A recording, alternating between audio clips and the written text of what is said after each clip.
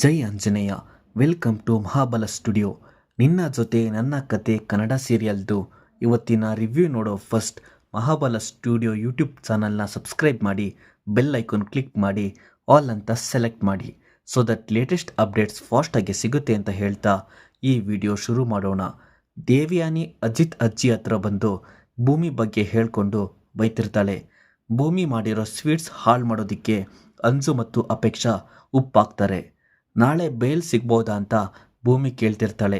Almost ಸಿಗುತ್ತೆ, ಅದನ್ನೇ ಹೇಳಬೇಕು ಅಂದ್ಕೊಂಡಿದ್ದೆ ಅಂತ ಹೇಳ್ತಿರ್ತಾನೆ ಅಜಿತ್. ಏನೇ ಮಾಡಿದರೂ ಅವಳಿಗೆ ಬೇಲ್ ಸಿಗಬಾರ್ದು, ಅದಕ್ಕೆ ಏನಾದರೂ ಮಾಡಬೇಕು ಅಂತ ದೇವಯಾನಿ ಥಿಂಕ್ ಮಾಡ್ತಿರ್ತಾಳೆ. ಮನೆಯಲ್ಲಿ ಪೂಜೆ ನಡೆಯುತ್ತೆ. ಸಂಗೀತ ಬಿಟ್ಟು ಬೇರೆ ಯಾರೂ ಅಜಿತ್ ಭೂಮಿಗೆ ಆಶೀರ್ವಾದ ಮಾಡಲ್ಲ. ಮನೆ ಕೆಲಸದವ್ರ ಕಾಲಿಗೆ ಬಿದ್ದು ಆಶೀರ್ವಾದ ತಗೊಳ್ತಾರೆ ಅಜಿತ್ ಭೂಮಿ. ಆಮೇಲೆ ಎಲ್ರಿಗೂ ಊಟ ಬಡಿಸ್ತಿರ್ತಾಳೆ ಭೂಮಿ.